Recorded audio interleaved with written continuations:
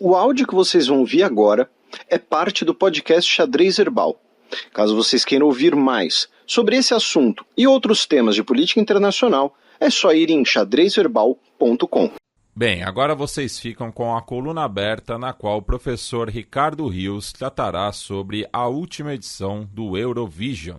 Bem, pessoal, a edição de 2024 do Festival Eurovision foi marcada por diversas polêmicas e, para a gente falar um pouco sobre o festival e suas relações com a política internacional, a gente recebe o professor Ricardo Rios, que é doutor em comunicação e mestre em relações internacionais. Vocês podem segui-lo no Twitter, né? @professor Rios. Professor, obrigado pelo seu tempo, obrigado por topar o nosso convite. Agradecer o nosso Sandro Fernandes pela recomendação do seu trabalho, do seu nome. E vamos lá, né? Explicando para uma audiência brasileira qual a importância política e cultural do festival musical Eurovision. Olá, Felipe, ouvintes do Xadrez Verbal, um prazer estar com vocês aqui para falar sobre um tema muito legal, que é o Eurovision. Bom, o Eurovision ele surgiu em 1956 como uma forma de unir a Europa no pós-Segunda Guerra e é uma espécie de Copa do Mundo da música. Só que, ao invés de jogadores em campo, quem compete pelas seleções nacionais são cantores e canções. O concurso ele existe há quase 70 anos e, do ponto de vista cultural, é muito importante para a cultura pop global e do próprio Brasil. Basta dizer que o ABBA e a Celine Dion surgiram representando respectivamente a Suécia e o Canadá no Eurovision, né? No Brasil, especificamente, o Eurovision era o celeiro dos representantes internacionais do antigo Festival Internacional da Canção, que era realizado no Rio durante as décadas de 60 e 70. Do ponto de vista político, o Eurovision é até hoje importantíssimo. Por quê? No Eurovision é a arena onde muitos países ex-soviéticos ou que estão continentalmente na Ásia, mas que possuem algumas ligações com a Europa, se transformam por uma semana em europeus e são vistos pelo público europeu como tal, né? E o que é legal no Eurovision é que, diferentemente de alguns realities musicais, o The Voice, Ídolos, American Idol, o Got Talent, o cantor não se representa, ele representa o país inteiro. Então, você não vai votar num cantor, você vai votar no país. E isso é interessante a gente pensar do ponto de vista político, porque a votação do Eurovision é a maior eleição popular da Eurásia. E isso também é muito relevante pelo seguinte: os estados e as populações tentam manipular as votações baseados nos seus interesses ou nos arranjos internos. E isso é compreendido já tanto pelo público quanto pelos júris dos países de forma muito natural. Tanto que isso é compreendido que o público e júris de países rivais costumam não se votar, né? A Armênia e Azerbaijão, que estavam em guerra por Nagorno-Karabakh até o ano passado e que podem voltar a um conflito a qualquer momento, são exemplos disso. Por quê? A Armênia só votou no vizinho uma vez em 2009. Ela deu um ponto na final de 2009. O que aconteceu no lado oposto da fronteira? 43 pessoas no Azerbaijão votaram na canção armênia durante a final de 2009 do concurso realizado em Moscou, na Rússia. Todas essas 43 pessoas foram interrogadas meses depois pelo Ministério da Segurança Nacional azeri, alegando questões de ameaça à segurança do país. Então, olha como que é sério essa questão do voto no Eurovision, né? E existem situações opostas à de armênios e azeres, como no caso de gregos e cipriotas, que costumeiramente trocam altas votações entre si, sejam por meio do júri nacional ou do público espectador de Grécia e Chipre. Isso que eu falei aqui da relação dos votos é só em relação não só à votação, mas também ao nacionalismo. Na arena da política, aquela decisória, o Eurovision é extremamente importante. Ainda na União Soviética havia transmissão do Eurovision para diversos países do bloco e a Iugoslávia participava. A Iugoslávia inclusive venceu uma edição. Quando a União Soviética ruiu, qual que foi o primeiro bloco que abrigou todos os países na Europa? União Europeia? Não. Eurovision. Os ditadores amam que seus países participem do Eurovision porque é uma arena onde eles podem projetar o nacionalismo sem filtros ou até mesmo se europeizar, né? Os chefes de Estado, eles se envolvem diretamente nas candidaturas e nos bastidores, como foi no caso de Israel esse ano, né? O presidente de Israel se envolveu diretamente na candidatura e mandou trocar a letra da canção israelense, que se chamaria October Rain, para Hurricane, para que o país pudesse participar da competição esse ano. Né? A própria bandeira europeia, que é aquele fundo azul com as 12 estrelas, foi utilizada pela entidade organizadora do Eurovision, a União de Radiodifusão Europeia, a EBU, bem antes da União Europeia decidir que aquela seria a bandeira da Europa. E por que há todo esse interesse do Estado, da política, num concurso musical? É porque o Eurovision é a maior audiência televisiva ao vivo fora de eventos esportivos. São cerca de 160 milhões de pessoas consumindo anualmente pela TV mensagens nacionalistas, culturais e de entretenimento. O Eurovision, nas suas regras, ele diz que é um evento apolítico, mas considerando isso tudo que eu falei, eu tenho certeza absoluta que esse é o evento apolítico mais político do planeta. A edição de 2024 do festival foi marcada por diversas controvérsias, especialmente ligadas à Palestina e Israel. Falando de Israel, nós tivemos protestos pedindo a exclusão do país. Isso já ocorreu antes e, além disso, quais são os critérios de participação, já que Israel não é um país localizado no continente europeu? Bom, vamos por partes. Em relação a Israel, houve diversas vezes inúmeros protestos pela retirada do país do concurso. Porém, antes de falar a respeito, é muito importante frisar que com o Eurovision, Israel começou lá na década de 1970 a transformar gradualmente o hebreísmo projetado pelo Estado israelense em um novo tipo de identidade, o israelismo global. O que isso significa na prática? É onde o Estado se sobreporia à religião. Ou seja, o Estado de Israel seria mais importante do que o judaísmo. Esse processo ele pode parecer um pouco confuso para quem nos ouve, porque muitas vezes a gente tem o Estado de Israel e o judaísmo como uma coisa só, mas a partir da década de 1970, Israel tenta mudar isso, tenta mudar um pouco essa visão do Estado de Israel como um Estado 100% hebreu para um Estado israelita por meio do israelismo global, né? Esse processo ele vai usar música pop, jovens e projeção continental para sedimentar um longo processo de identidade estatal. Nessa época que o Eurovision é utilizado como o grande motor do israelismo global, Israel vence o Eurovision 2 vezes, em 1978 e 1979. Foi bicampeão consecutivo. E, dito isso, algumas coisas aconteceram. A gente tem que voltar agora em 1980. Pelas regras do concurso, quem ganha em um ano cedia no ano seguinte. Ou seja, Israel venceu em 78, sediou em 79, ganhou 79, vai ter que sediar em 1980. Porém, a EBU marcou o evento para 19 de abril. E nesse dia foi celebrado o Dia da Memória. Por ser um feriado nacional, Israel desistiu de participar em 1980 e, consequentemente, de sediar o evento em 80. Então, o evento foi sediado na Holanda e o Marrocos decidiu participar pela primeira e última vez. A Turquia, que participava desde 1973, retirou em 79, depois de muita pressão dos países árabes, devido à causa palestina, e também voltou em 1980. A Turquia, aí só um parêntese, ela só sairia no concurso depois, em 2013. Né? Em 2005, o Líbano decide entrar no Eurovision, porém, ele desistiu de participar porque, por lei, não pode exibir conteúdo israelense na televisão. Então, por exemplo, o CD do Eurovision de 2005 já tinha a música do Líbano. Só que o Líbano desistiu da participação.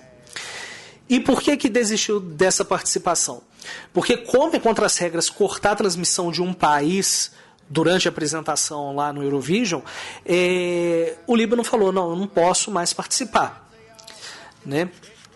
nos últimos anos, o BDS, que é o grande movimento de boicote, desinvestimento e sanções a Israel pela causa palestina, pede o boicote ao voto em Israel.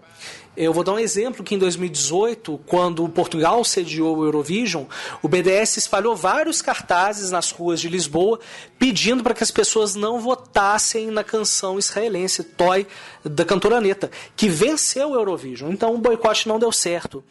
Em 2019, o BDS também pediu que as pessoas não assistissem ao concurso, mas também não deu certo. Por quê? Segundo os dados da EBU, foram mais de 180 milhões de espectadores do Eurovision em 2019, que foi sediado em Tel Aviv, em Israel. Nesse ano, com a invasão a Gaza, a pressão foi muito grande. E a EBU claramente prevaricou. Não impôs suas regras de expulsão como fez com a Rússia em 2022. E isso é muito interessante porque foram várias infrações às regras que Israel cometeu e a EBU continua, até agora, passando o bom e velho pano. E agora, respondendo à pergunta dos critérios de participação, como você bem observou, apesar do prefixo euro, o concurso é em países fora da Europa, por exemplo, Israel, Armênia, Azerbaijão e Austrália. Como que isso é possível? A explicação, na verdade, vem dos sinais de televisão. O que define quem participa ou não do Eurovision é a afiliação dos canais de televisão à EBU. Um canal é considerado membro da EBU se ele pertencer à área de radiodifusão europeia. Essa área de radiodifusão europeia é uma linha imaginária definida pela União Internacional de Telecomunicações, que é uma agência da ONU, e ela é responsável por padronizar e regular todas as ondas de rádio e telecomunicações internacionais. Aonde é a zona europeia? Ela passa a leste pelo meridiano 40 graus, a Greenwich, e no sul pelo paralelo 30 norte. Então vai agregar Europa, parte da Ásia e norte da África. Porém, por que a Austrália entra nisso? A Austrália está longe, a Austrália está na Oceania. Pois bem, membros associados à EBU e que não estejam na área de radiodifusão europeia podem participar do concurso desde que sejam convidados pelo grupo de referência do concurso, como é o caso da Austrália, que é um país viciado no Eurovision há décadas. E por essa regra, o Brasil pode participar se for convidado. Ainda nesse tema, tivemos também protestos de artistas que exibiram símbolos e mensagens pró-Palestina. Por exemplo, a cantora portuguesa Yolanda pintou as suas unhas com as cores palestinas e Portugal afirmou que a organização do festival demorou a exibir as imagens da sua participante. Isso já ocorreu antes e quais são as repercussões? Eu caracterizaria esse caso da Yolanda como bizarro. Não tem outra palavra para poder definir isso, Para o nosso ouvinte que não conhece as dinâmicas do Eurovision ou não está habituado, o que acontece? Isso aí já tem alguns anos, tá? Assim que a apresentação acaba, cerca de 1 minuto e meio, 2 minutos depois, a organização coloca a apresentação na íntegra na internet. Então você pode pegar aqueles 3 minutos de apresentação e assistir novamente para poder definir seu voto, para ver se você gostou ou não. Você tem essa opção disponível nas redes e nos perfis oficiais do Eurovision. O que aconteceu no caso Yolanda? Ela pintou as unhas para a final com um desenho lembrando o kefir, que é aquele lenço árabe muito utilizado na Palestina e que foi imortalizado pelo Yasser Arafat. E a câmera mostrou esse desenho, ainda que de forma muito sutil, tem que ter um olhar muito atento para poder enxergar essa unha pintada. E o que a organização fez? Ao invés de colocar o vídeo original da apresentação da final, eles substituíram por uma reprise da primeira semifinal que já estava online antes. E só depois de uma denúncia formal da RTP, que é a emissora pública portuguesa, a organização do Eurovision substituiu o vídeo pelo correto da final. Eu estudo Eurovision há mais de 10 anos e eu não consigo lembrar de algo semelhante. Nem quando Israel sediou o evento em 2019 lá em Tel Aviv, aconteceu isso e foram duas citações diretas à Palestina. A primeira foi a banda islandesa Hatari, que levou cachecóis da Palestina e mostrou na câmera. E o segundo fato foi um dançarino da Madonna, que durante o show do intervalo do Eurovision mostrou a bandeira palestina no palco, né? Essas cenas foram colocadas online e estão lá até hoje. Você consegue assistir essas cenas, né? Durante a semana do Eurovision, nos shows exibidos pela televisão, vários artistas fizeram protestos pró-Palestina ao vivo. Um deles foi o Eric Saad, que é de descendência palestina, um cantor sueco muito famoso. Ele participou do Eurovision em 2010 representando a Suécia. Nós tivemos Ben Tugg, que representou a Irlanda nesse ano, que também fez vários protestos contra a guerra, né, caracterizando o processo como genocídio. Outro exemplo foi o Käärijä, que foi vice-campeão do Eurovision ano passado pela Finlândia. Ele se apresentou na segunda semifinal e também fez um protesto contra a guerra. Nenhum deles foi punido como a Yolanda foi. Agora, você quer dois exemplos do oposto nesse ano? Primeiro, toda a delegação ucraniana apareceu com camisas pedindo a libertação de presos vindos do batalhão Azov. Né? As câmeras mostraram, a organização sequer censurou. Outro exemplo foi uma pessoa da delegação de Israel que mostrou o broche com a fita amarela, que virou um símbolo de protesto em Israel a favor da guerra. Né? Então, as câmeras mostraram e a organização sequer censurou isso. Então, você tem claramente aqui dois pesos e duas medidas. E isso é muito curioso, porque o Serviço Público de TV não tolera censura. Então, estaria a EBU, que regula essas relações, infringindo suas próprias regras? Eu posso dizer, com certeza, teve essa infração e os órgãos de fiscalização da União Europeia estão de olho nisso.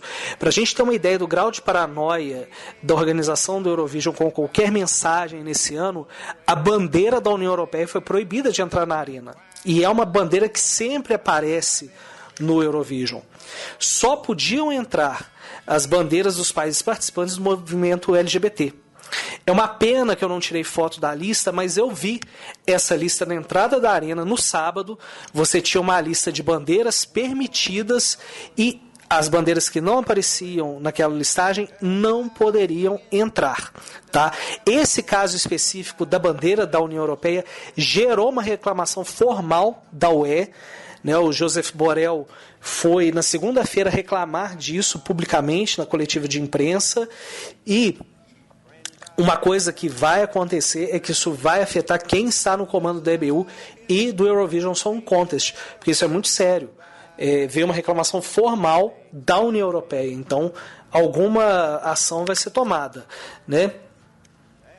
E por que eu estou contando isso para vocês? Porque, historicamente, a EBU costuma ser neutra e deixa os acontecimentos fluírem sem maiores sobressaltos.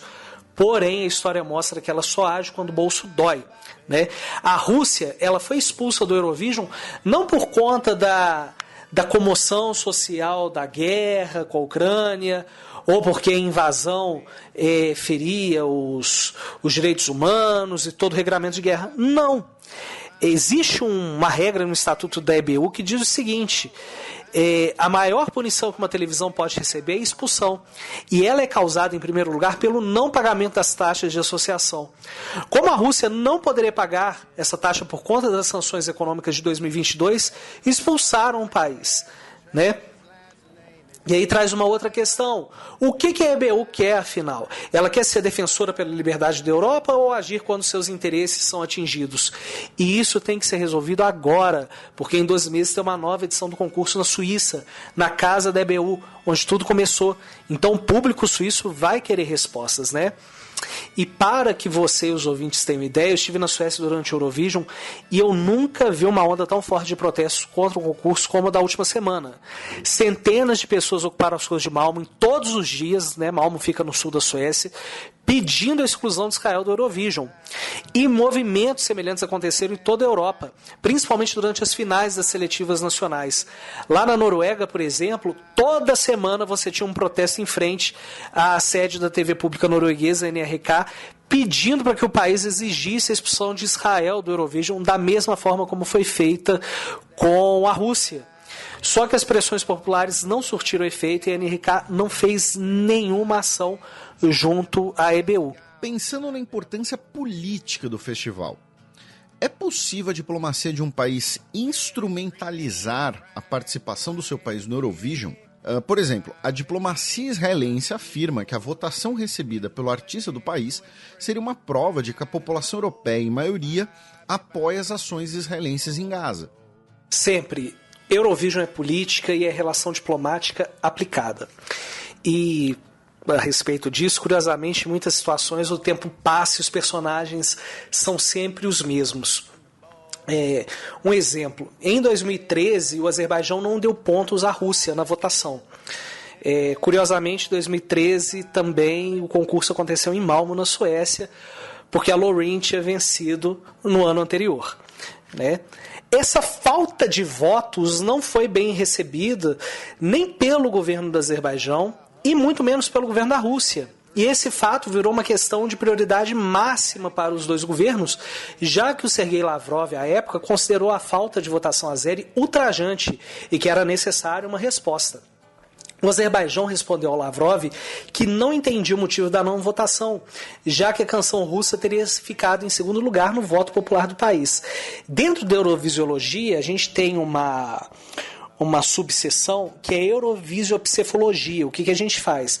A gente pega os dados de votação e a gente verifica padrões e comportamentos para compreender as razões de votos no concurso. Quando o Azerbaijão fala isso, não tem lógica nenhuma, porque se a votação ficou em segundo lugar para a Rússia, naturalmente teria que ter acontecido alguma pontuação aí. Não tinha lógica, e na época era metade dos votos do júri e metade do público. Não tem lógica matemática aqui dentro, né? Com essa celeuma toda, o presidente do Azerbaijão, William Aliyev, que está aí há mais de 20 anos no poder, ele determinou a abertura de uma investigação para discutir os motivos, para descobrir, né, os motivos da supressão dessa votação. E nessa investigação foi descoberto que 2.169 votos foram dados à canção da Rússia. E é muito interessante observar aqui que, nesse caso, a votação entre Azerbaijão e Rússia deixa de ser um assunto de mero entretenimento e se torna um imperativo moral, político, social, étnico, porque isso já é esperado como uma obrigação, como se fosse algo natural entre os dois estados, né? Querem ver um outro exemplo de Eurovisiopsefologia importantíssimo para a gente entender a fala da diplomacia israelense? Olha só, em 2022, 2 dias antes da invasão da Ucrânia pela Rússia, o país trocou a sua representante eleita na seletiva nacional, Alina Pash, pelo Kalyush Orchestra, com a canção Stefania, que foi a que ganhou. E ganhou merecidamente porque é uma canção muito boa. Na seletiva eu não entendi por que não ganhou. Não tinha lógica, era a melhor canção, era a favorita do público internacional, tinha um apelo muito bom, a sonoridade excelente. Tinha tudo para ganhar e não ganhou a seletiva. E ninguém entendeu isso. A Ucrânia vai e me troca a Alina Pash pelo Kalyush Orchestra, né? Uma semana depois da invasão russa, a Ucrânia passa a liderar as apostas para vencer o concurso e venceu. Vários estudos dentro da Eurovisiopsefologia dizem que o fator principal para uma vitória no Eurovision é a qualidade musical, o que Stefania tinha e tem até hoje. A guerra ajudou na vitória, com certeza, ajudou muito, tá? Mas não foi o único fator. Né? A qualidade musical conta muito. E por que eu estou contando essa historinha? Porque Hurricane, a canção israelense nesse ano, é uma música comum.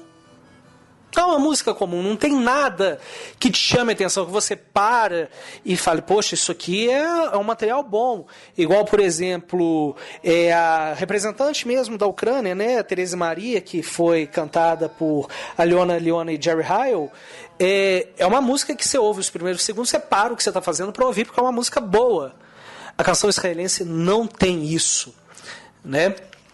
Se ela fosse um pouquinho melhor, se tivesse uma qualidade de composição, de letra, de ritmo, ela ganhava com certeza, tá? Mas como ela não ganhou, não tem outra razão momentânea que explique essa alta votação do público que não seja a guerra de Israel em Gaza e até mesmo, por exemplo, um sentimento de solidariedade que explique esse alto número de votos do público do sofá. Mas uma coisa que a diplomacia israelense não contou foi que o governo de Israel pagou muitos anúncios na internet pedindo votos para Ellen Golan. Já que desde o ano passado o mundo todo poderia votar no Eurovision, então eles queriam aproveitar esse momento para colocar mais votos para Israel. E isso é uma técnica de marketing digital. Quando você consegue direcionar para o público correto o anúncio, você consegue esse retorno de anúncio. Então é possível sim conseguir alguns milhares de votos, o que o governo de Israel conseguiu maravilhosamente bem. E professor, agradecemos a sua participação e fica à vontade para qualquer outro comentário. E para encerrar aqui no Xadrez Herbal, todo convidado tem que dar uma dica cultural, pode ser um filme, um livro, um documentário, o que o senhor quiser. Ô Felipe, foi um prazer bater esse papo, poder conversar aqui com você e com os ouvintes a respeito do Eurovision aqui no Xadrez Verbal. Bom, aproveitando que eu tenho que dar uma dica cultural, eu vou aproveitar o espaço e dar 3 dicas culturais eurovisivas. A primeira dica é de um documentário, o documentário Festival da Canção 60 anos, que conta a história da seletiva portuguesa para o Eurovision e que completou 60 anos agora em 2024. Ele está disponível de graça no RTP Play. Você pode procurar no Google por esse nome, Festival da Canção 60 anos RTP Play. E o legal é que esse documentário foi produzido por uma colega minha, pesquisadora de Eurovision, a professora Sofia Vieira Lopes, que se debruça há anos em estudar o Festival da Canção. Então vale a pena demais assistir a esse documentário para você que quer entender como que o Festival da Canção e a música representante de Portugal no Eurovision em 1974 ajudou a derrubar o Estado Novo Salazarista em Portugal. Tá? Leitura. Eu aproveito o espaço para fazer um jabá para você que se interessou sobre a instrumentalização do Eurovision pela política e pela guerra. A minha dissertação de mestrado, ela é toda em cima desse tema. Tá? O título dela é Mídia e Política Externa, a extensão do conflito de Nagorno-Karabakh no Eurovision Song Contest. Né? Nessa dissertação trato de vários temas envolvendo Eurovision, política, essa instrumentalização do concurso. Então, se você se interessou pelo tema, não deixe de ler. Está disponível de graça na biblioteca da FUNAG, na biblioteca da PUC Minas. Você encontra rapidinho no Google. E de música, para você ouvinte procurar depois do podcast, é We Don't Wanna Putin, do grupo Stefan and 3D, da Geórgia. Essa música seria a representante da Geórgia no Eurovision de 2009, realizado em Moscou, mas foi desclassificada por trazer mensagem política subliminar. Afinal, We Don't Wanna Putin. Deu para pegar, né? E aí é importante lembrar o contexto até da eliminação e da criação da música. No ano anterior, em 2008, a Rússia invade a Geórgia, reconhece a independência da Ossétia do Sul e da Abcásia e cria toda uma crise na Geórgia. Então, o que a Geórgia faz? Ela aproveita o evento em Moscou e decide protestar contra o Vladimir Putin, que na época era o primeiro-ministro russo, através desse excelente trocadilho que, infelizmente, não subiu ao palco do Eurovision.